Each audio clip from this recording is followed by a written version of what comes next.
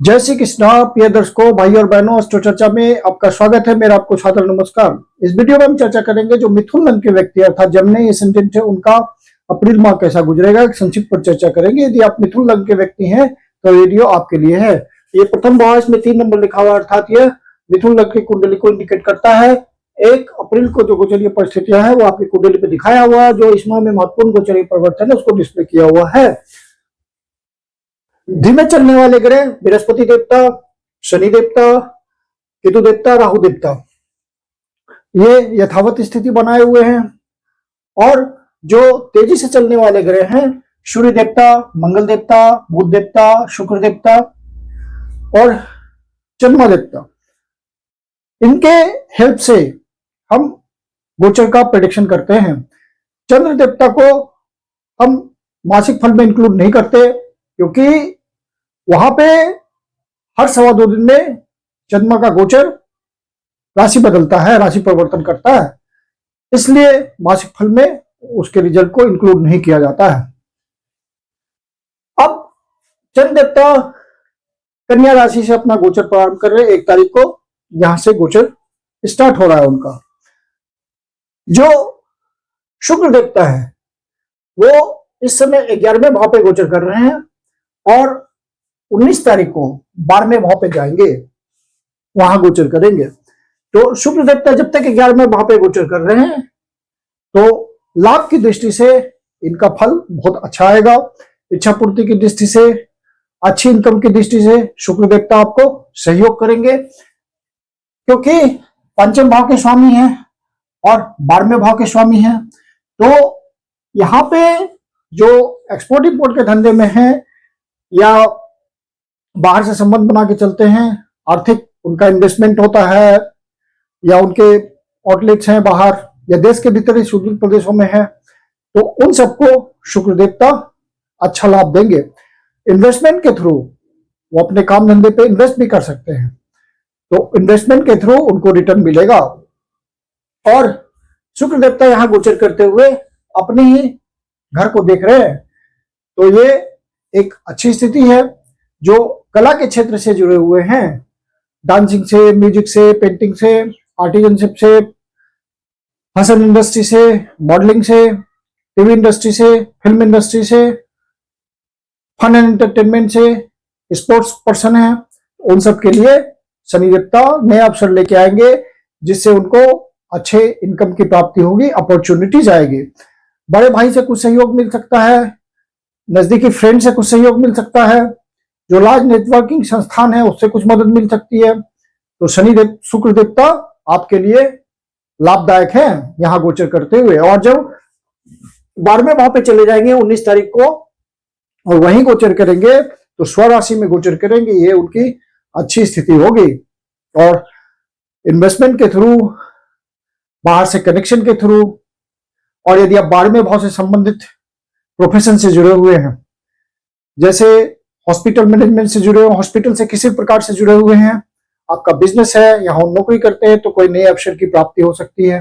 गुरु के आश्रम में रहते हैं, आध्यात्मिक लाभ उठाने की कोशिश में हैं, आध्यात्मिक लाभ के लिए गए हुए हैं, तो वहां पे आपको शुक्र देवता सहयोग देंगे और आपको अच्छे फल की प्राप्ति होगी। और जो पंचम भाव से संबंधित व्यवसाय करते हैं, जिसका मैंने उल्लेख किया, तो कला से के क्षेत्र से किसी प्रकार से संबंधित है, तो उनको इन्वेस्टमेंट के थ्रू अच्छे फल मिलेंगे, अवसर मिलेंगे। और बाहर से भी कुछ अवसर मिल सकते हैं, देश के भीतर सुदूर प्रदेशों से या विदेशों से। तो शुक्र देवता का गोचर 12वें भाव पे अच्छा होता है, क्योंकि काल पुरुष की कुंडली में यहाँ पे शुक्र देवता उच्च के गोचर करते हैं, आपका खर्च करा के आपके लाइफ स्टाइल को सुखद बनाते हैं। तो शुक्र देवता का रिजल्ट 12वें भाव पे भी अच्छा आएगा। सूर्य देवता की बात करें तो सूर्य देवता 10वें भाव पे गोचर कर रहे हैं, तो इनको डायरेक्शनल स्ट्रेंथ मिला हुआ है, दिग्बल मिला हुआ है, तो सूर्य देवता यहाँ पे अच्छा फल देंगे। लेकिन शनि देवता के ऊपर गोचर कर रहे हैं, शनि देवता और सूर्य देवता के बीच थोड़ा सा बिटरनेस है, तो आप अपने बॉस से थोड़ा संबंध किसी भी तरह बिटर नहीं होने देना है। जो सीनियर्स हैं उसको ओबे करना है, उनको प्रॉपर रिस्पेक्ट देना है, ताकि किसी भी तरह का डिस्टर्बेंसेस ना आए आपके वर्क प्लेस पे। और जब सूर्य देवता यहां से निकल करके 14 तारीख को 11वें भाव पे चले जाएंगे। तो आपको जो भी आप प्रयास कर रहे हैं उसमें अच्छी सफलता मिलेगी। काम धंधे में आपको बढ़ोतरी मिलेगी, कोई पोस्टिंग के थ्रू, ट्रांसफर के थ्रू, कोई ओवर टाइम के थ्रू, कोई इंसेंटिव के थ्रू आपको अच्छे धन की प्राप्ति हो सकती है। सरकारी महकमे से कुछ सहयोग मिल सकता है। यदि आप सरकारी यदि आप सरकारी टेंडर के लिए प्रयास कर रहे हैं या सरकारी फेवर के लिए प्रयास कर रहे हैं तो सूर्य देवता वहां पे आपको मदद करेंगे। और फिर बुध देवता आपके 11 तारीख से पहले पहले भाग्य भाव पे गोचर कर रहे हैं और लग्नेश ही है, तो भाग्य का पूरा साथ मिलेगा आपको। फिर शुभ भाव के भी स्वामी है, तो भाग्य के थ्रू आपको सुख की प्राप्ति होगी। यदि आप पहले से कोई प्रॉपर्टी खरीदने के लिए ट्राई कर रहे हैं, जमीन के लिए, प्लॉट के लिए, मकान के लिए, फ्लैट के लिए, तो वहां पे आपको बुध देवता सहयोग करेंगे और आपको अच्छा सौदा मिलेगा। यदि आप कन्वेंस मतलब वाहन खरीदने के लिए भी ट्राई कर रहे हैं तो उसके लिए भी अच्छा समय है और भाग्य का आपको साथ मिलेगा। भाग्य के थ्रू सुख की प्राप्ति होगी, अच्छी इनकम होगी तो सुख की प्राप्ति होगी। और बुध देवता जब 11 तारीख से कर्म भाव पे गोचर करेंगे तो आपको सुख की प्राप्ति कराएंगे, क्योंकि यहां से सीधा सुख भाव को देखेंगे जो कि इनकी डिजायर होगी। और आपके जो है घर में बहुत ही अच्छा माहौल होगा। शुभ ग्रह हैं बुध देवता, शुभ समय होगा। घर में आपको समय बिताने का मन करेगा। माता के स्वास्थ्य में सुधार होगा, माता से संबंध अच्छे होंगे। और बुध देवता यहां गोचर करते हुए 11 तारीख से आपको, बुध देवता दशम भाव में 11 तारीख से गोचर करते हुए आपकी पर्सनालिटी को इंप्रूव करेंगे, आपको मजबूती देंगे। कर्म क्षेत्र में आपकी इंपॉर्टेंस बनेगी, बॉस आपको आइडेंटिफाई करेंगे, जूनियर्स सपोर्ट करेंगे। यदि आप बिजनेसमैन है तो ये भी अच्छी स्थिति होगी। 11 तारीख से पहले पहले आपको भाग्य का साथ मिलेगा। कोई नया इनिशिएशन कर सकते हैं, प्रोजेक्ट खोल सकते हैं, कोई नया वेंचर स्टार्ट कर सकते हैं। और आपको बुध देवता व्यापारिक चतुराई देंगे, समय और अवसर को पहचानने की ताकत देंगे। और फिर कर्म क्षेत्र पे चले जाएंगे तो आपके कर्म की महत्ता हो जाएगी, तो आप गंभीर डिसीजन भी सही से ले पाएंगे।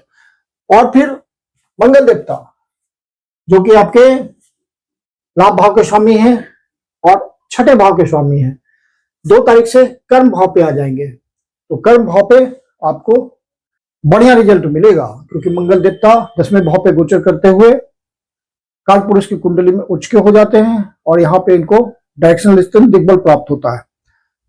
छठे भाव के स्वामी है, तो छठे भाव के संबंध से आपका व्यवसाय है या काम धंधा है, वहां आपको सपोर्ट मिलेगा। डॉक्टर हैं या किसी तरह के आप हीलर हैं या किसी तरह के झगड़े का निपटारा करते हैं, या आप पुलिस सेवा में हैं या लॉयर हैं, तो आपको नए क्लाइंट्स मिल सकते हैं। कर्म क्षेत्र में आपकी इंपॉर्टेंस को लोग समझेंगे और आपसे जुड़ेंगे और आपको प्रोफेशनल बेनिफिट होगा।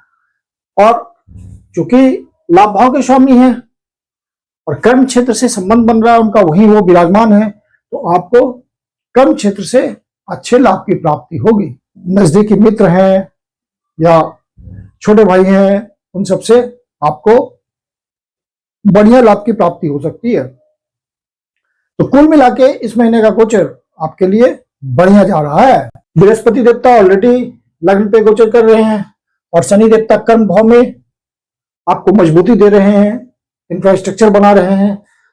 राहु देवता नवम भाव पे हैं, तो आप थोड़ा संघर्ष करके आगे निकल रहे हैं, रेडिकल बना रहे हैं आपको। और केतु देवता तृतीय भाव पे गोचर करते हुए आपको अच्छा फल दे रहे हैं।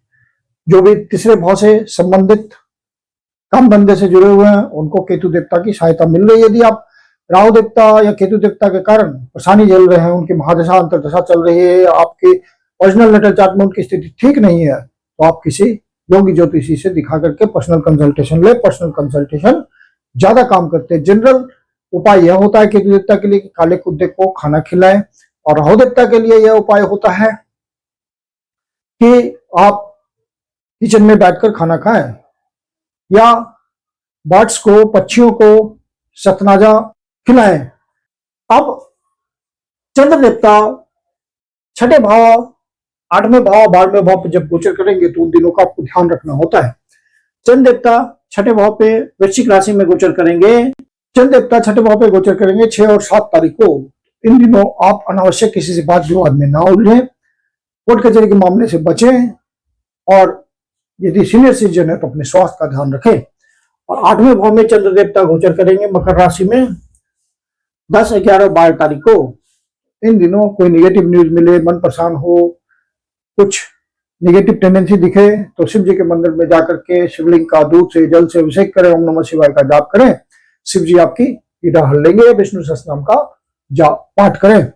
और चंद्र देवता 12वें भाव पे गोचर करेंगे वृषभ राशि में 19, 20 और 21 तारीख को। तो इन दिनों आपका खर्चा बढ़ा हुआ हो सकता है और आप अपने सुख साधनों पे खर्च कर सकते हैं, लाइफ स्टाइल को बढ़ाने के लिए खर्च कर सकते हैं, और अच्छे कामों में भी आपका निवेश हो सकता है। तो बजट को ध्यान में रखकर चलेंगे। कोई बाहर की यात्रा भी हो सकती है, देश के भीतर सुदूर प्रदेश की या विदेश की यात्रा हो सकती है, वहां भी बजट का ध्यान रखना है आपको।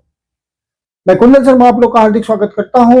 यदि आपके जीवन की कोई समस्या ज्योतिष के माध्यम से समाधान चाहते हैं तो पर्सनल कंसल्टेशन ले सकते हैं। मेरी अपनी कंसल्टेशन शुल्क होती है, आप इसके लिए बुकिंग कर सकते हैं। बुकिंग के लिए व्हाट्सएप नंबर है 9212224958।